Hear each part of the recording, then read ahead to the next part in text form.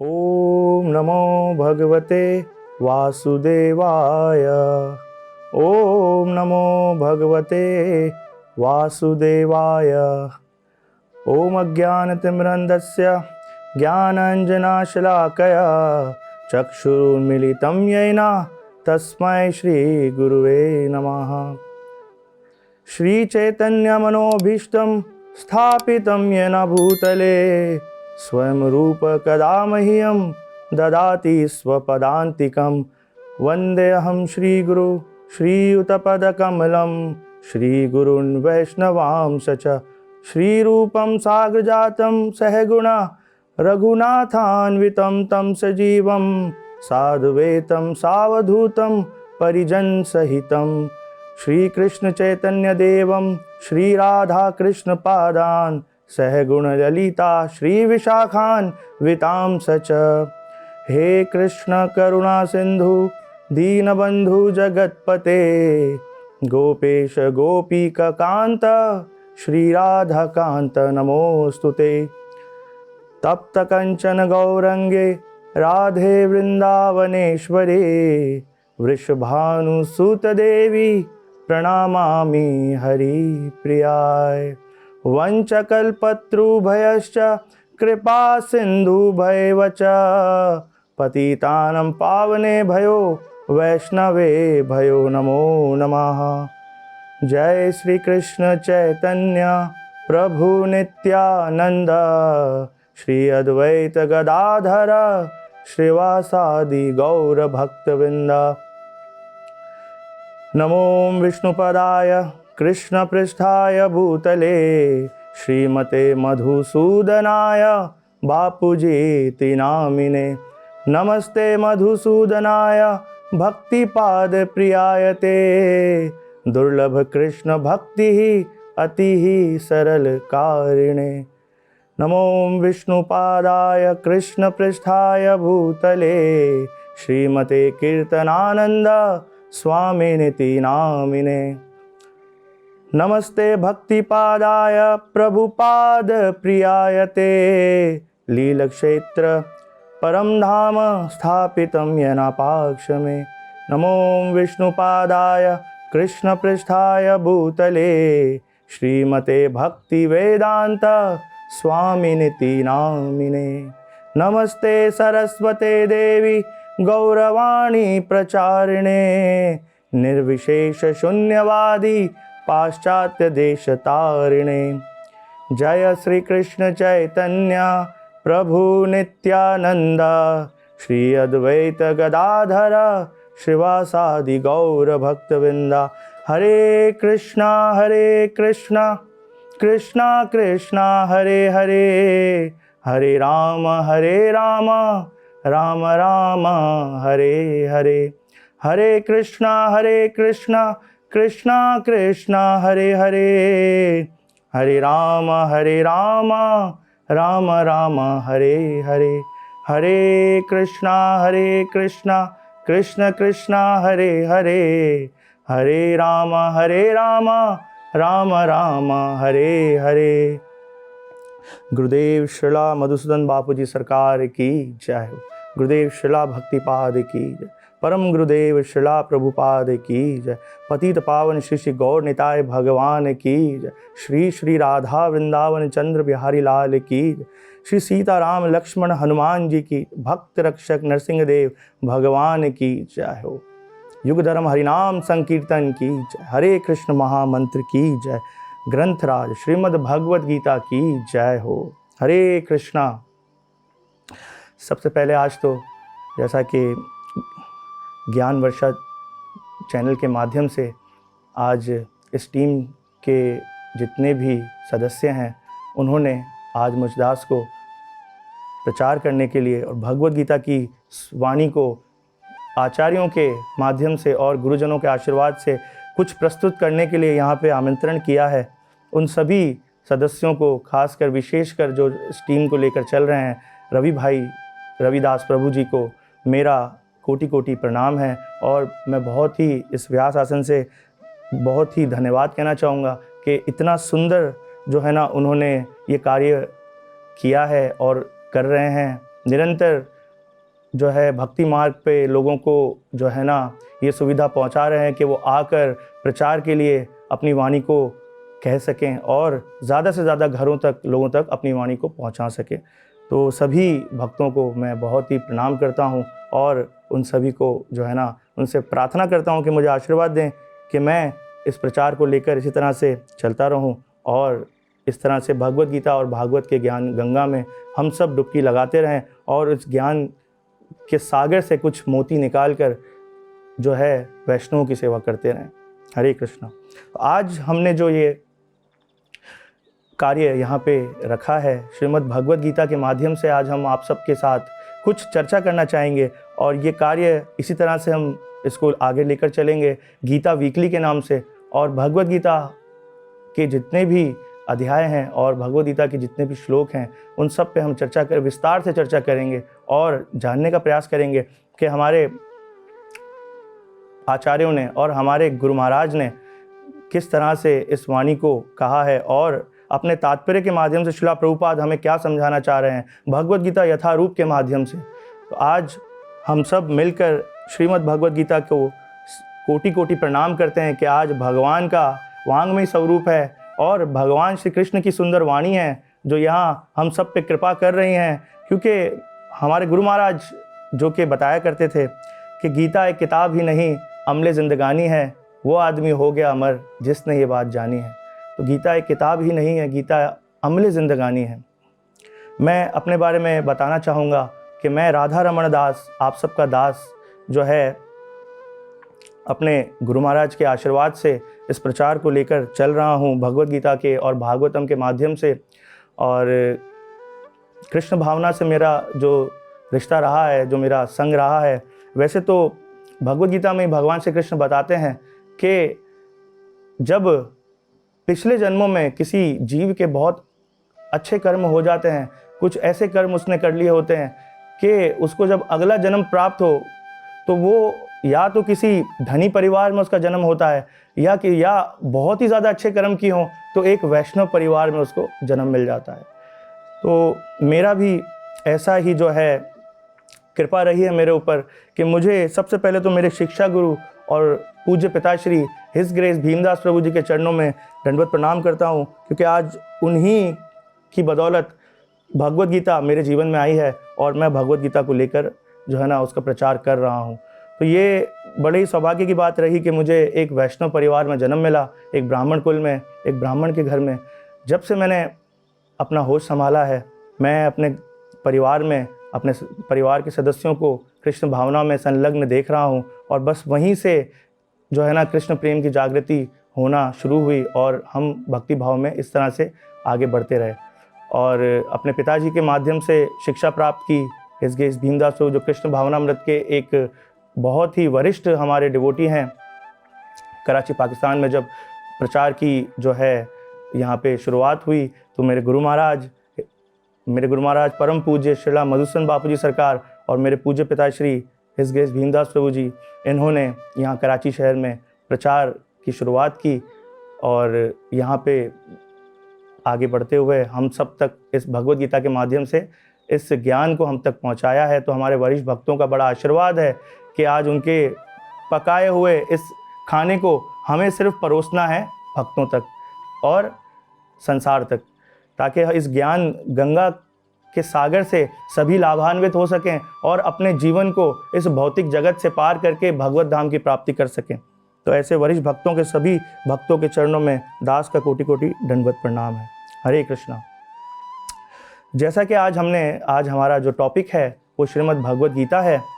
तो श्रीमद् भगवत गीता के बारे में अगर इसकी महिमा को गाया जाए तो कहा जाता है कि अगर भगवत गीता जिन्होंने सारे ग्रंथों का विस्तार से हमारे सामने जिस ग्रंथों को प्रस्तुत किया, श्री कृष्ण द्वैपायन वेद व्यास भगवान के जो है वो शक्तावेश अवतार कहे जाते हैं और उन्होंने सभी ग्रंथों का जो ना विस्तार किया और उन्हें हमारे बीच प्रस्तुत किया है। तो अगर वेद व्यास जी की जो शब्द हैं वो एक जल की तरह हैं और उस जल में जो कमल खिलता है वो कमल जो है वो श्रीमद् भगवत गीता है। श्रीमद् भगवद गीता एक कमल के समान है, जो कृष्ण द्वैपायन वेदम व्यास के शब्दों से निकला हुआ एक कमल है। और उस कमल के ऊपर जो जिस तरह से बम्बल बीज कहा जाता है, शहद की मक्खियाँ होती हैं, वो उस कमल के पत्तियों का जो है रस आस्वादन करती हैं और उसका रस पाकर दूसरे जो है ना बीज को तक पहुंचाती हैं। इसी तरह से जो वो भंवरे हैं जो उस कमल के इर्द गिर्द घूम रहे हैं, वो हम सब जो के फॉर्चुनेट डिवोटीज हैं, वो इस ज्ञान को उस कमल से प्राप्त करके भक्तों तक और संसार तक पहुंचा रहे हैं। तो इस तरह से ज्ञान जो है बहुत ही जो है ना प्राचीन है और बहुत ही ज़्यादा गुह्य है। श्रीमद् भगवद गीता की महिमा के बारे में अगर कहा जाए कि श्रीमद् भगवद गीता क्या है, अगर आसान शब्दों में हम इसको समझाने का प्रयास करें, श्रीमद् भगवद गीता हमें हमारे बारे में समझाती है और हमें हमारे पिता के बारे में बताती है कि वास्तविकता क्या है, हमारा परम पिता कौन है। हमारा परम पिता और कोई नहीं, पिता अहमस्य जगतो माता धाता पितामह। भगवान श्री कृष्ण ही भगवद गीता में बता रहे हैं कि मैं इस संसार का माता, मैं ही संसार का पिता, मैं ही संसार का दादा और मैं ही आश्रय देने वाला हूँ। श्रीमद् भगवद गीता हमारे जीवन में माता का किरदार जो है ना वो निभाती है, और एक माँ जिस तरह अपने पुत्र को बताती है कि ये तुम्हारा पिता है, उसी तरह श्रीमद् भगवद गीता हमें बताती है कि श्री कृष्ण ही हैं जो हमारे परम पिता हैं। और हमें हम क्योंकि अपने परम पिता से अपने संबंध को भूल चुके हैं और उस संबंध से जो है ना बिछड़ रहे हैं, दूर होते चले जा रहे हैं, क्योंकि माया से ग्रस्त हो चुके हैं, पस्त हो चुके हैं, चारों खाने त्रस्त हो चुके हैं। तो उस कंडीशन में, उस व्यवस्था में हमें जो है ना साधुओं का संग करके, वैष्णव भक्तों का आश्रय लेकर, उनके मुखारविंद से सुंदर वाणी को सुनकर अपने जीवन को दोबारा से अपने संबंध को जो है ना समझना चाहिए। अपने जीवन में जो हमारा संबंध हमारे परम पिता यानी कि ब्रजेंद्र नंदन भगवान श्री कृष्ण के साथ जो हमारा संबंध है उसको समझना चाहिए। तो गीता, वास्तविकता गीता की यही है कि गीता भगवान का गीत है जो श्री कृष्ण ने बहुत ही सुंदर तरीके से गाया है। संसार में गीता की ज़रूरत कब पड़ती है? जब ज़िंदगी में तनाव होता है, बहुत ज़्यादा परेशानी होती है। तो संसारी लोग तो जब तनाव होता है तो वो संसारी सॉन्ग्स को, संसार के गानों को सुनते हैं। लोग हॉलीवुड के, बॉलीवुड के, पता नहीं कौन से गाने वो सुनते हैं। लेकिन एक भक्त के जीवन में जब तनाव आता है तो वो इस भौतिक जगत के सॉन्ग को नहीं, भगवत सॉन्ग को सुनता है और इस तरह से अपने जीवन का लक्ष्य मालूम करता है कि ये सॉन्ग जो भगवान श्री कृष्ण खुद गा रहे हैं, कितने सुंदर तरीके से गाया गया। जब भगवान श्री कृष्ण ने ये सॉन्ग गाया तो ये बहुत ही फिलॉसफिकल, बहुत ही डीप, बहुत ही गुह्य, बहुत ही शुद्ध ज्ञान उस सॉन्ग से अर्जुन ने प्राप्त किया और अपने जीवन के लक्ष्य को पहचाना कि मेरा धर्म है युद्ध करना और युद्ध करके धर्म की स्थापना करना। अर्जुन तो एक माध्यम थे केवल, अर्जुन तो भगवान के नित्य पार्षद हैं, उन्हें भगवद गीता समझने की आवश्यकता नहीं थी। लेकिन क्योंकि कृष्ण को हम सब की फिक्र है, कृष्ण हम सब से बहुत प्रेम करते हैं और कृष्ण हम सब के लिए चाहते हैं कि हम इस संसार से निकलकर अपने घर को वापस चले जाएं। और अपने घर को वापस जाने के लिए हम तो सब भूल चुके हैं, तो हमारी सहायता कौन करेगा? हमारा पिता ही है। जब जीवन में बहुत ज़्यादा परेशानी आ जाती है, एक एक करके हर व्यक्ति आपका साथ छोड़ देता है, लेकिन माता पिता एक ऐसी हस्ती हैं जो आपका साथ नहीं छोड़ते। तो कृष्ण तो परम पिता हैं, सिर्फ इस जन्म से नहीं, हजारों करोड़ों लाखों जन्मों से हमारे पिता हैं। तो उनको हमारी कितनी फिक्र होगी। इसीलिए कृष्ण हमें अर्जुन के माध्यम से ये अभिनय करवाया अर्जुन से उस महाभारत के युद्ध में, कि अर्जुन के माध्यम से हम सब इस ज्ञान को प्राप्त कर सकें और अपने जीवन का लक्ष्य समझ सकें। जिस तरह हम अपने जीवन में अगर कोई मशीनरी भी खरीद कर लाते हैं अपने घर में, और उस मशीनरी को चलाने के लिए उसके साथ एक मैनुअल हमें मिलता है कि ये इस मैनुअल में पढ़कर आप जान सकते हैं कि इस मशीन को किस तरह से यूजेज में लाना है, किस तरह यूज़ करना है। तो जब ये जीवन भी हमें मिलता है तो भगवान श्री कृष्ण इस जीवन के साथ इसका मैनुअल भी हमें प्रदान करते हैं। वो मैनुअल और कोई नहीं, ये श्रीमद् भगवद गीता ही है जो हमें हमारे जीवन जीने का मैनुअल सिखाती है, हमारे जीवन में हमें बताती है कि इस जीवन को किस तरह से भगवत सेवा में लगाना है, भक्ति सेवा में लगाना है, भगवान के लिए कर्म करने हैं, अपनी इंद्रियों पे जो है ना संयम पाना है और शुद्ध कृष्ण चेतना में रहना है। जो शुद्ध कृष्ण चेतना में रहते हैं वही भक्ति मार्ग पर चल सकते हैं, वरना भक्ति मार्ग प्रभुपाद शिला प्रभुपाद बताते हैं कि भक्ति मुश्किल लोगों के लिए बहुत मुश्किल है, लेकिन जो बहुत ही सरलता से इस भक्ति को अपनाते हैं तो उनके लिए ये भक्ति बहुत सरल है, बहुत आसान है।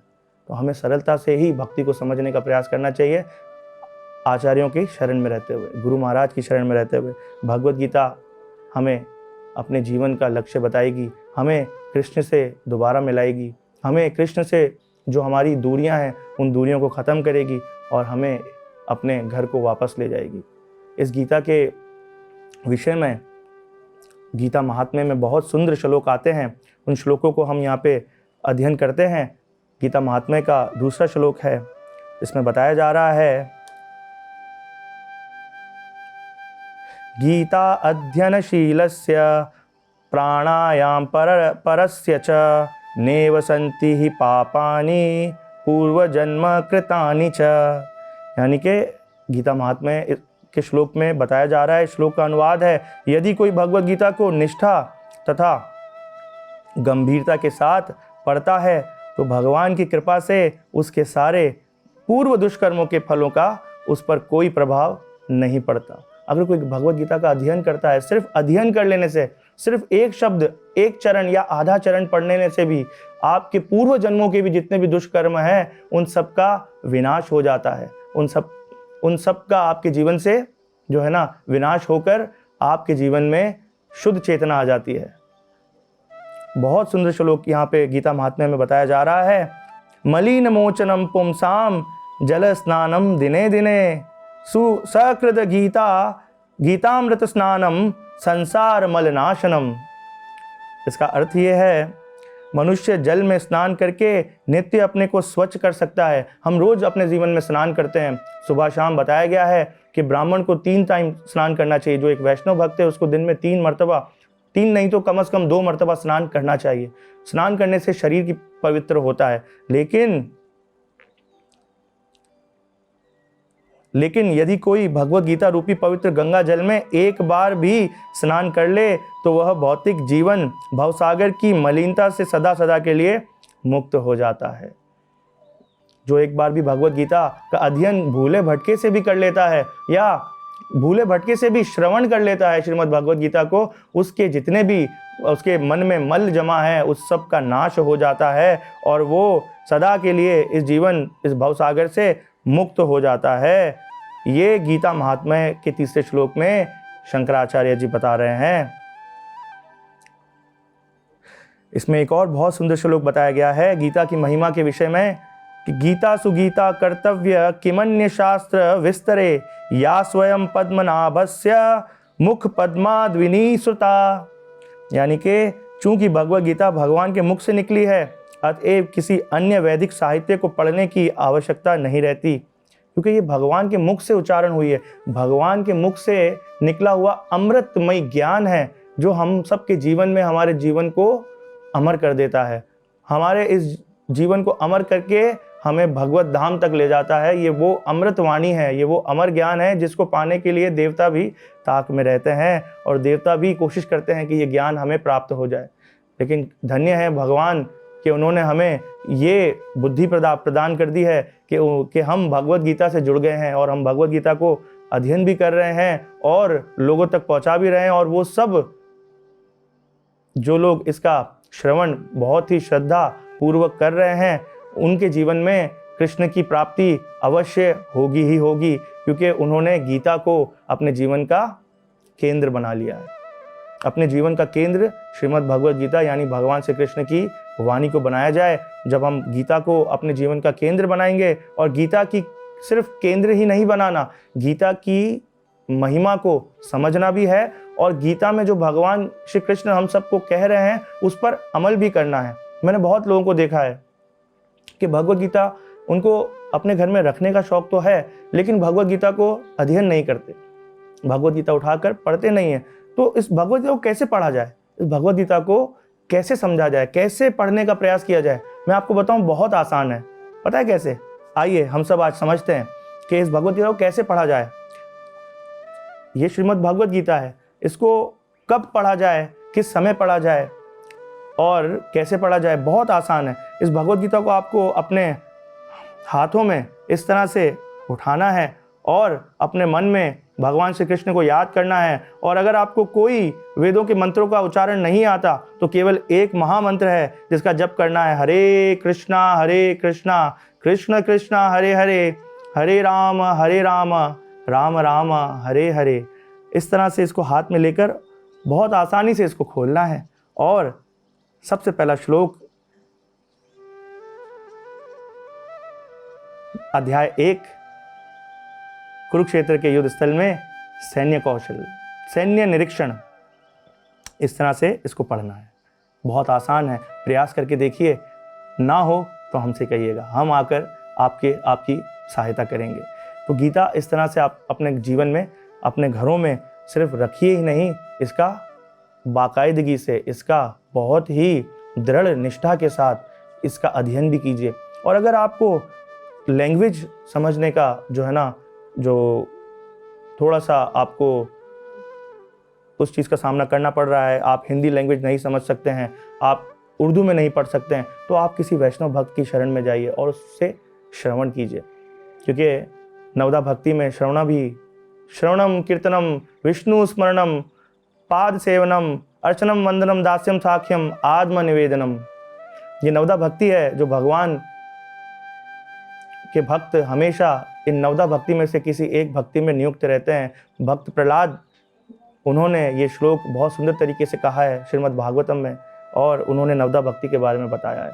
तो नवदा भक्ति में 9 प्रकार की भक्ति है, श्रवणम कीर्तनम विष्णु स्मरणम पाद सेवनम अर्चनम वंदनम दास्यम साख्यम आत्मनिवेदनम। ये 9 प्रकार की भक्ति है। आप श्रवण करके भी भक्ति कर सकते हैं, आप सिमरन करके भी, कीर्तन करके भी भक्ति कर सकते हैं, आप सिमरन करके भी भक्ति कर सकते हैं, आप भगवान के चरणों की सेवा करके भी भक्ति कर सकते हैं, आप साख्य भाव में भगवान की भक्ति कर सकते हैं, आप दास्य भाव में भगवान की भक्ति कर सकते हैं, आप अर्चना करके भगवान की, अर्चन करके भगवान की भक्ति कर सकते हैं, आप वंदना करके, स्तुति गाकर भगवान की भक्ति कर सकते हैं, और अपने आप को भगवान को सरेंडर करके भी भगवान की भक्ति कर सकते हैं। ये 9 प्रकार की विधि है जो भगवत गीता और श्रीमद् भागवतम में हमारे जो है ना भक्त शिरोमणि प्रहलाद महाराज ने हमें बताई है। और उन्होंने इस तरह से कहा है कि भगवान की भक्ति 9 प्रकार से हो सकती है। अब हम अपने टॉपिक पे दोबारा आते हैं। श्रीमद् भगवत गीता, आज तक हमने बहुत बार सुना होगा भगवत गीता भगवान श्री कृष्ण, श्री भगवान वाच। तो श्री भगवान क्यों कहा जाता है? जहाँ भी कृष्ण की बात आती है तो श्री भगवान ही क्यों कहा जाता है? क्योंकि भगवान श्री कृष्ण ही भगवान है और भगवान कृष्ण ही स्वयं श्री भगवान है। कृष्ण ही भगवान है और भगवान ही कृष्ण है। इस बात को, ये बहुत आसान बात है, आप लोग भी सोच रहे होंगे मैं ये क्यों कह रहा हूँ, लेकिन ये बहुत आसान होते हुए भी कई लोगों को बहुत कठिन लगती है और इस चीज़ को नहीं समझ पाते हैं। कृष्ण को समझ पाना आसान लोगों के लिए आसान है, लेकिन मुश्किल लोगों के लिए बहुत मुश्किल। कहते हैं, एक शायर ने बहुत सुंदर कहा है कि इश्क वाले कर गए तय मंजिलें, आकिलों के रास्ते दुश्वार थे। यानी इश्क जो कर लेता है, कृष्ण से जिसको प्रेम हो जाएगा ना, वो बहुत आसानी से कृष्ण तक पहुंच जाएगा। लेकिन जो इस भक्ति मार्ग में चलने से पहले थोड़ा सा जो है ना चतुराई दिखाएगा, तो उसके लिए, वो अकेलों के लिए उस रास्ते हमेशा दुश्वार ही रहते हैं। जो अपनी अकल भगवान की प्लानिंग में अपनी प्लानिंग जोड़ने की कोशिश करेगा और भगवान से बढ़कर अपने आप को समझने की कोशिश करेगा और अपनी समझ से हर चीज़ करने की कोशिश करेगा, उसके लिए बहुत मुश्किल है, फिर वो नहीं पहुंच पाएगा, उसका पतन निश्चित है, उसका पतन हो जाएगा। लेकिन जो सरलता के साथ और प्रेम और श्रद्धा के साथ भगवान की ओर बढ़ने का प्रयास करेगा, तो भगवान स्वयं उसकी रक्षा करते हैं, स्वयं उसके जीवन में एक ऐसा वैष्णव गुरु भेजते हैं जो उसको भक्ति मार्ग दिखाकर भगवत धाम तक पहुंचा सकता है। अगर कृष्ण नाम के जहाज में बैठना है तो गुरु नाम का बोर्डिंग पास होना बहुत ज़रूरी है, एक गुरु का जीवन में होना बहुत ज़रूरी है। कृष्ण के जहाज की टिकट तभी मिलेगी जब गुरु महाराज आपको बोर्डिंग पास देंगे। तो इसी तरह से एक शुद्ध वैष्णव की शरण में जाकर भगवत गीता को ध्यान से सुनना चाहिए। वापस हम आते हैं अपनी भगवत गीता के जो है ना इस टॉपिक के ऊपर। आज इंट्रोडक्टरी क्लास है भगवत गीता के ऊपर, तो हम भगवत गीता के बारे में जानने की कोशिश करते हैं कि इस भगवत गीता में कितने अध्याय हैं, कितने श्लोक हैं, और भगवान श्री कृष्ण ने कितने श्लोक कहे हैं, अर्जुन ने कितने श्लोक कहे हैं, और इनके अलावा भी अगर किसी ने कोई श्लोक कहे हैं तो वो भी हम जानने का प्रयास करेंगे। और हम मेरा जो इस प्रकार से जो भी इस वक्त इस क्लास को, इस लेक्चर को सुन रहे हैं, वो इस चीज़ को नोट करें, और इसको नोट करके जब वो भी कहीं कथा के लिए, प्रचार के लिए जाएं तो इसको कोट करने में आसानी रहेगी। भगवत गीता में भगवान श्री कृष्ण ने जो श्लोक कहे हैं, टोटल 574 श्लोक कृष्ण ने कहे हैं। यहाँ पे भगवान श्री कृष्ण बोल रहे हैं। बहुत सुंदर याद आ रहा है कि जब आपके जीवन में आपका दिल होता है कि आप भगवान से बात करें तो आपको कीर्तन करना चाहिए। हरे कृष्णा कृष्णा कृष्णा हरे हरे, हरे राम राम राम हरे हरे। लेकिन जब आपका दिल हो कि कृष्ण आपसे बात करें तो आपको भगवत गीता का अध्ययन करना चाहिए, क्योंकि इसमें लिखा होता है भगवान वाच, यानी भगवान बोल रहे हैं। किससे कह रहे हैं? भगवान आपसे, मुझसे, हम सबसे कह रहे हैं। जो इस भगवत गीता को जो है ना अध्ययन कर रहे हैं, भगवान उनसे कह रहे हैं, कृष्ण उनसे कह रहे हैं। तो हमें कृष्ण को इस तरह से जानना चाहिए, समझना चाहिए। और कृष्ण से अगर बात करनी है तो कृष्ण ने तो हमें एक बहुत ही सुंदर जो है ना ग्रंथ प्रदान किया हुआ है। ये भगवान का वाक्य अवतार है, ये भगवान की वाणी है। कली काले नाम रूपे कृष्ण अवतार, नाम लेवे हईव सर्व जगत निस्तार। कलयुग में भगवान श्री कृष्ण ने नाम के रूप में अवतार लिया है। भगवान श्री कृष्ण का नाम लेने से ही सभी प्रकार के कलेश दूर हो जाते हैं और इस जगत से आपका विस्तार हो जाता है, इस जगत से आपकी मुक्ति हो जाती है। तो इस तरह से भगवान श्री कृष्ण ने 574 श्लोक भगवत गीता में कहे हैं। अर्जुन ने 84 श्लोक अर्जुन के हैं, जो अर्जुन ने कहे हैं, भगवान से प्रश्न किए हैं। उनके अंदर जो भी जिज्ञासा थी उन्होंने भगवान के सामने प्रस्तुत की है। संजय हैं, इस महाभारत का एक कैरेक्टर हैं। धृतराष्ट्र जो कौरवों के पिता थे और उनका जो है ना निजी जो है ना समझिए सेवक था संजय, उन्होंने भी भगवत गीता में 41 श्लोक का उच्चारण किया है। साथ ही धृतराष्ट्र ने एक श्लोक कहा है। इस तरह से ये टोटल जो श्लोक्स की संख्या हो रही है भगवत गीता में, टोटल 700 श्लोक्स पर आधारित ये महाकाव्य महाभारत ग्रंथ का एक अंश बहुत ही सुंदर कमल की तरह और बहुत ही सुंदर भगवान श्री कृष्ण का गीत 700 श्लोकों में, महाभारत में भीष्म पर्व के अंदर इन 700 श्लोकों का जो है ना उच्चारण भगवान श्री कृष्ण ने किया है। भगवत गीता महाभारत का ही एक अंश है। महाभारत में टोटल 1 लाख श्लोक हैं, जिसमें 700 श्लोक जो हैं वो भीष्म पर्व के अंदर भगवत गीता के हैं। इन 700 श्लोक्स का अध्ययन हम सबको जो है ना प्रेम के साथ, श्रद्धा के साथ इसका जो है ना श्लोक का उच्चारण करना चाहिए, इसका श्रवण करना चाहिए और भगवत गीता को अपने जीवन में उतारना चाहिए। अब हम समझने का प्रयास करेंगे कि बताया गया है, आचार्यों के द्वारा बताया गया है कि 2 प्रकार के शास्त्र होते हैं, श्रुति शास्त्र और स्मृति शास्त्र।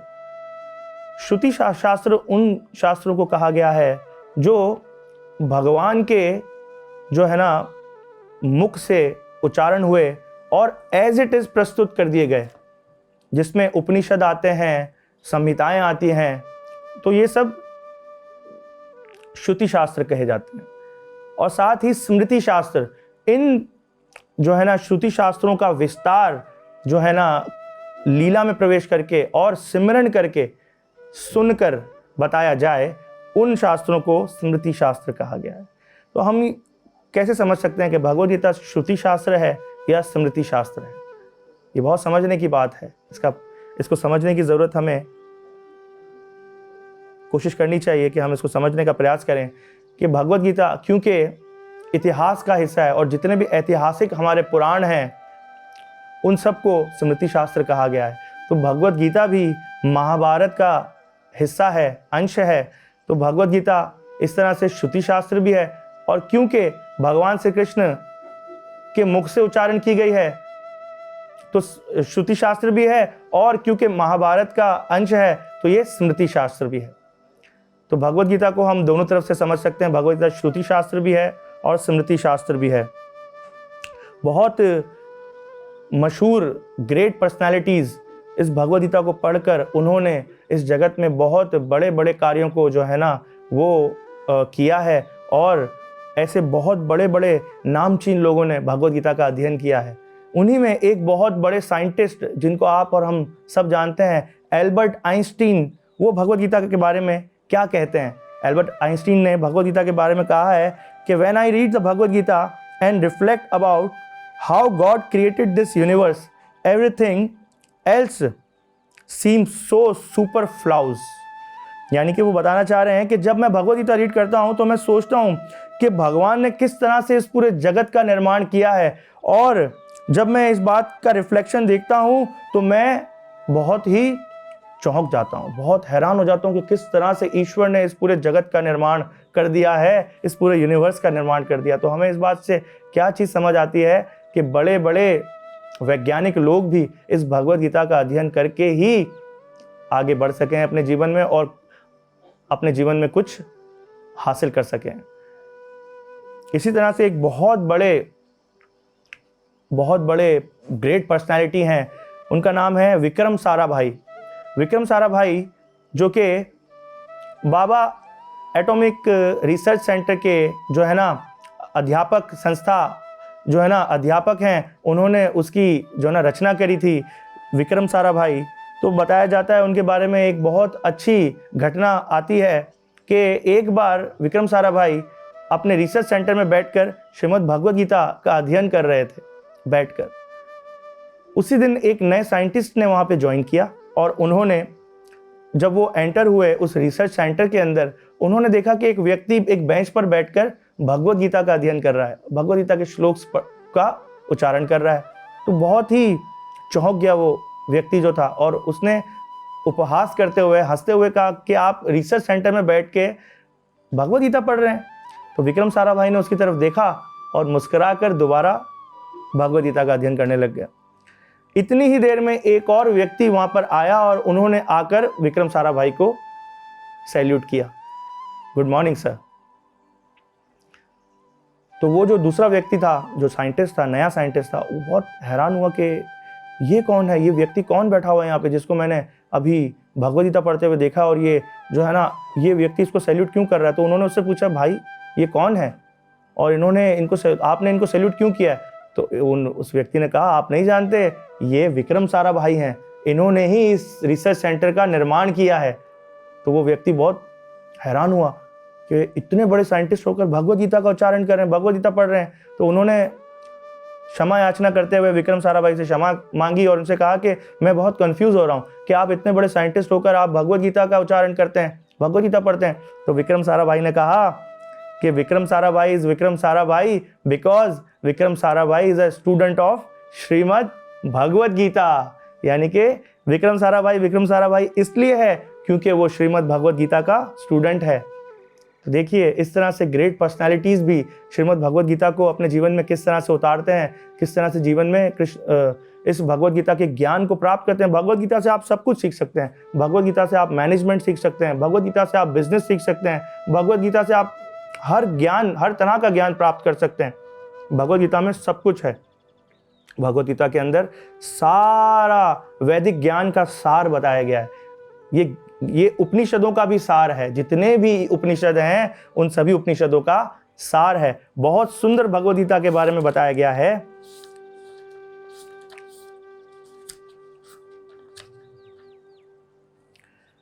सर्वो उपनिषदो गावो दौग्धा गोपाल नंदन पार्थो वत्स सुधी भोक्ता दुग्धम गीतामृतम महत। इसका अर्थ यह है, यह गीतोपनिषद भगवत गीता जो समस्त उपनिषदों का सार है, गाय के तुल्य है। अगर भगवत गीता जो है ना एक गाय के तुल्य है और ग्वाल बाल के रूप में विख्यात भगवान कृष्ण इस गाय को दूह रहे हैं, इस गाय का जो दूध है उसको दूह रहे हैं। भगवान श्री कृष्ण जो कि गोपाल नंदन, वो इस गाय के दूध को दोह रहे हैं। अर्जुन बछड़े के समान है। अर्जुन जो है वो बछड़े के समान है, वत्स के समान है, जिसको दूध का पान भगवान श्री कृष्ण ग्वाले के रूप में दूध दोकर उस वत्स को दूध का पान करवा रहे हैं।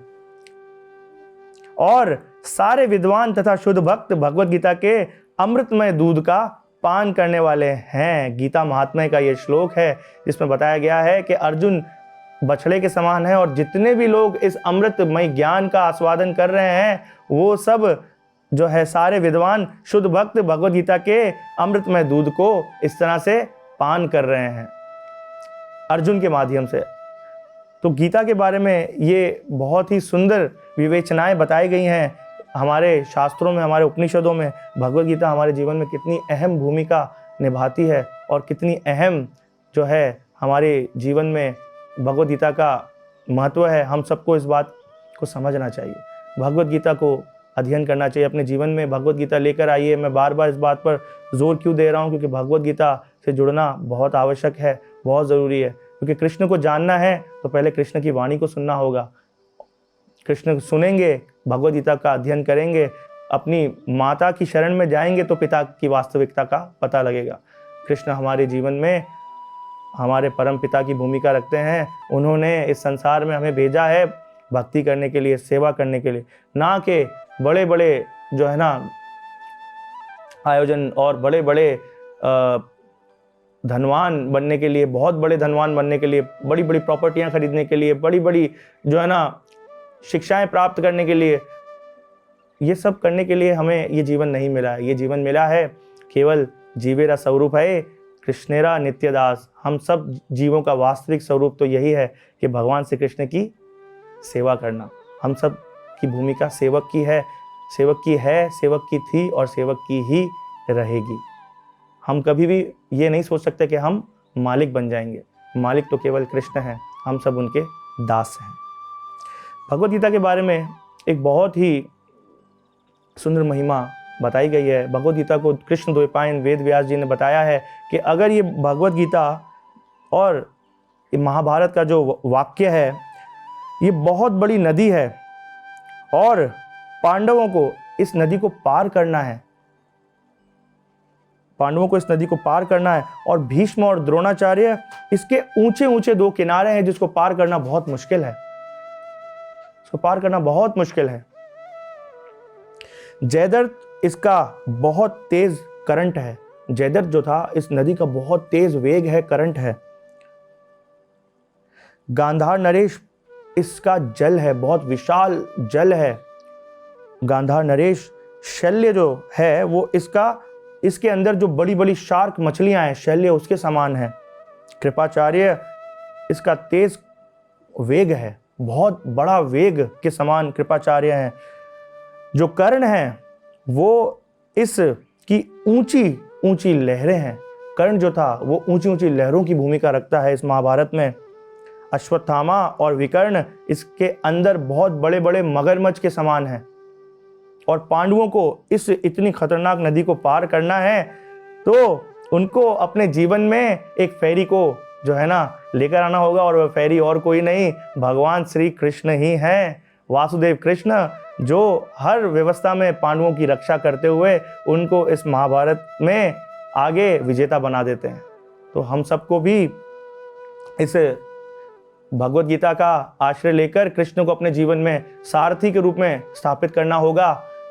जब हम कृष्ण को इस अपने जीवन में सारथी के रूप में स्थापित करेंगे तो कृष्ण हम सबको की रक्षा भी उसी प्रकार से करेंगे जैसे उन्होंने पांडवों की रक्षा करी थी।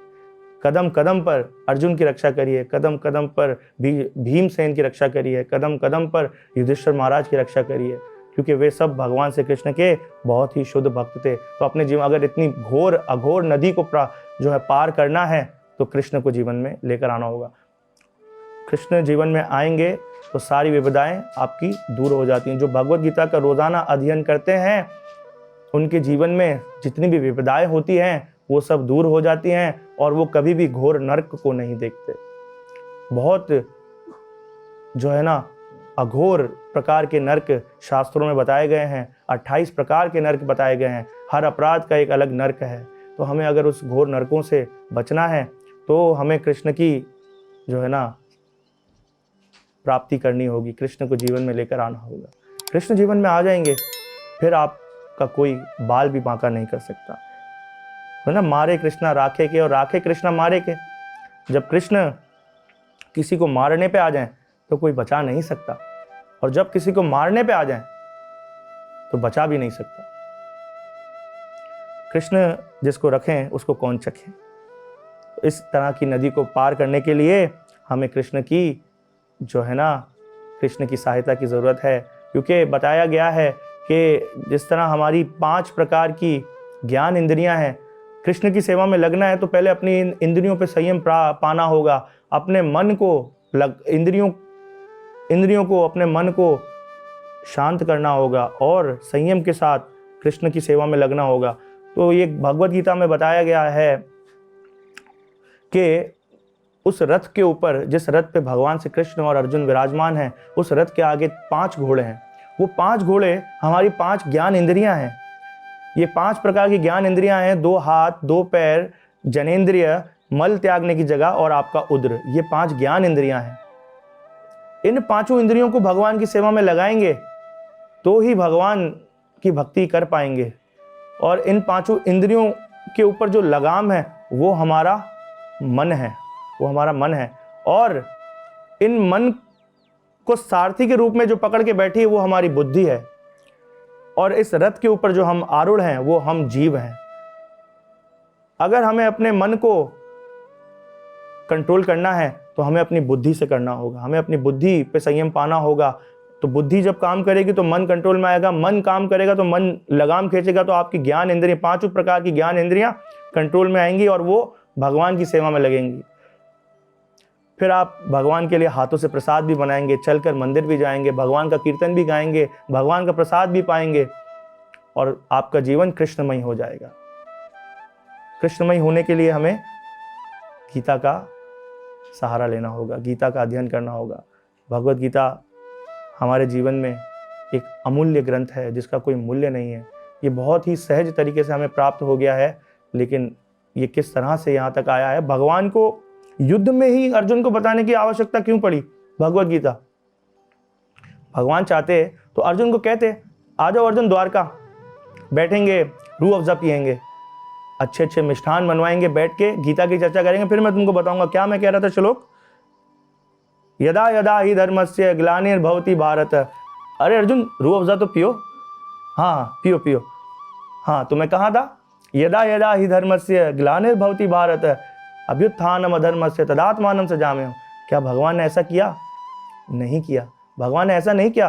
भगवान चाहते तो अर्जुन को द्वारका में भी बता सकते थे भगवत गीता का ज्ञान, लेकिन कृष्ण ने वो कुरुक्षेत्र का युद्ध स्थल ही क्यों चुना?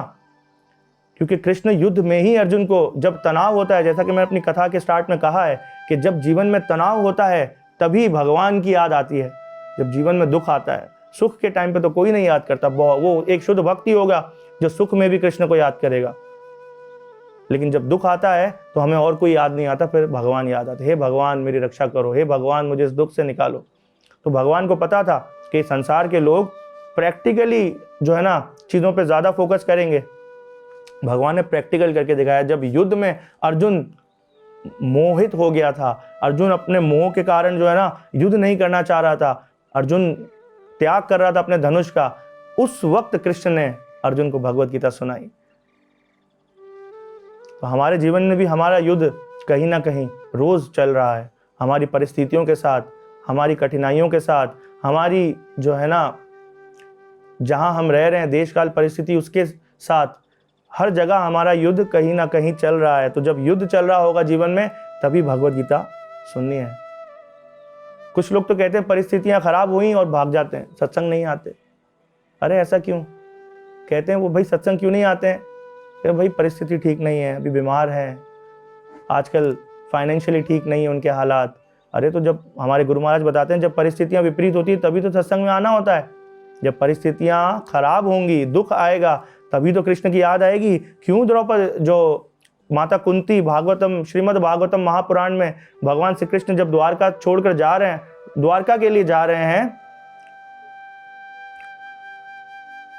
पांडवों के पास से, तो क्यों कुंती माता भगवान से कह रही हैं कि हे कृष्ण मुझे दुख दें?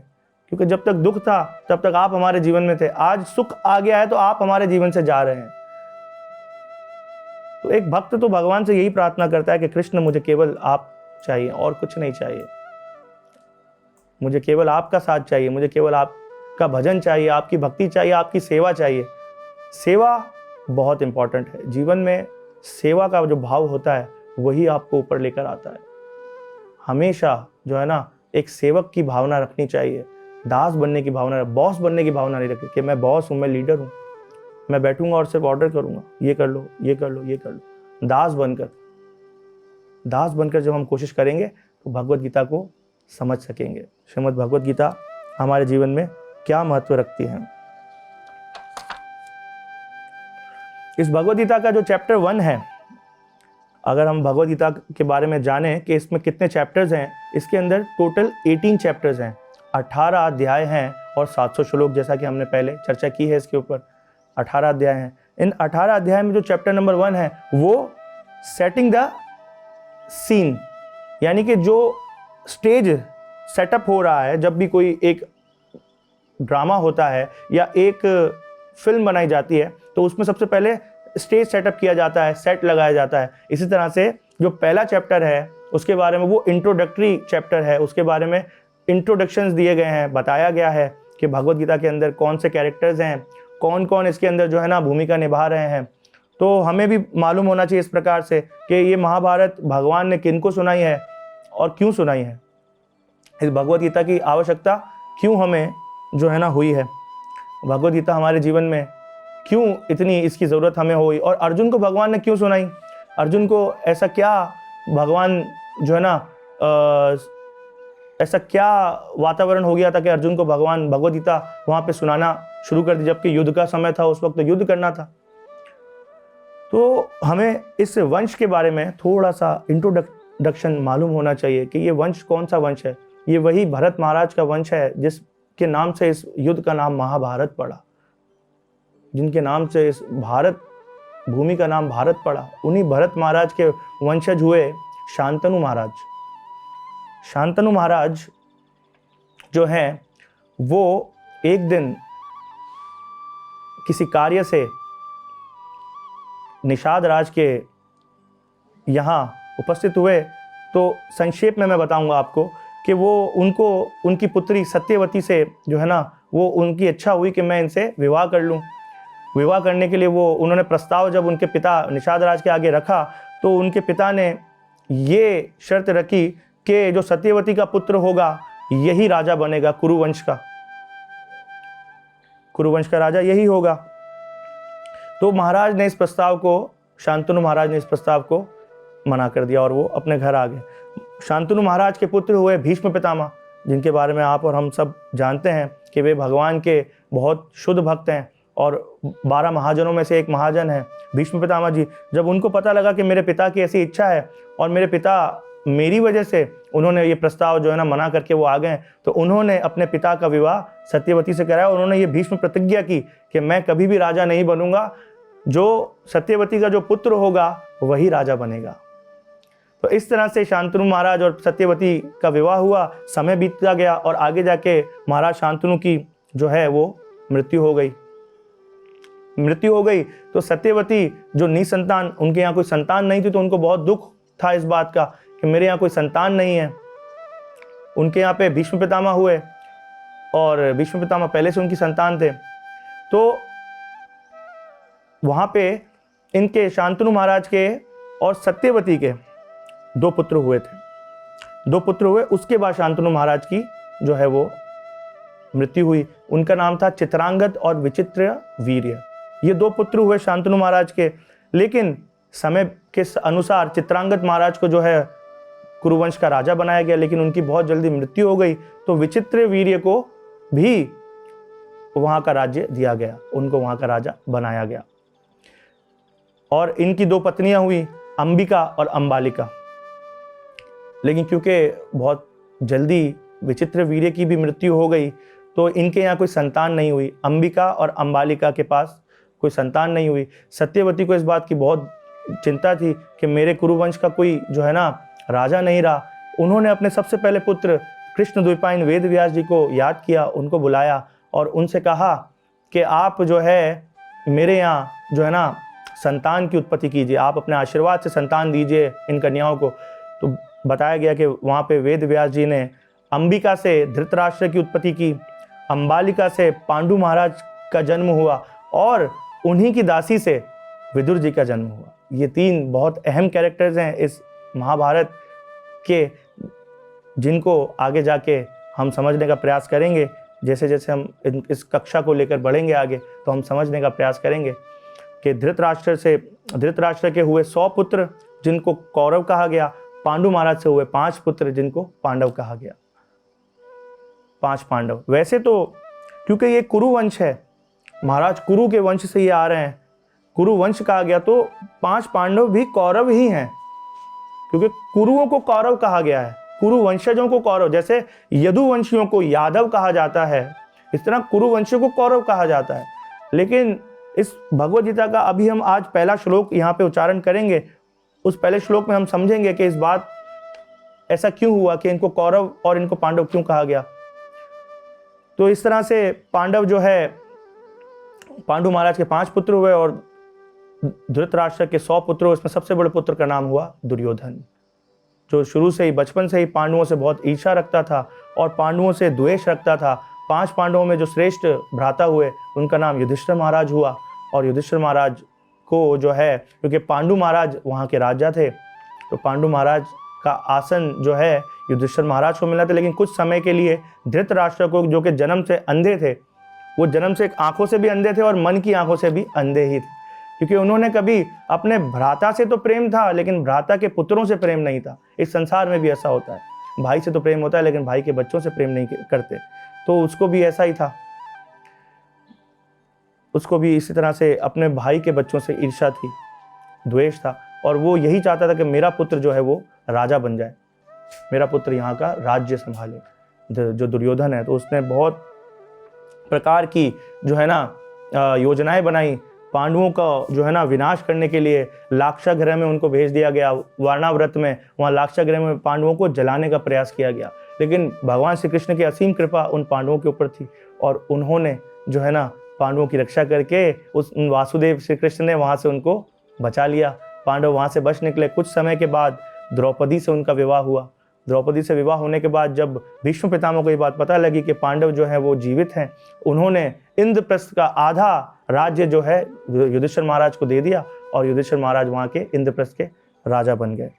तो इस तरह से आज जो है हम अपनी इस गीता वीकली क्लास को आज यहीं पे विराम देते हैं और जैसे ही हम अगला सेशन करेंगे उसमें हम यहीं से कथा को आगे बढ़ाएंगे और भगवद गीता के पहले चैप्टर में प्रवेश करेंगे और इस तरह से हम इस कथा को, कक्षा को घर घर भगवद गीता के इस ज्ञान को पहुंचाते रहेंगे।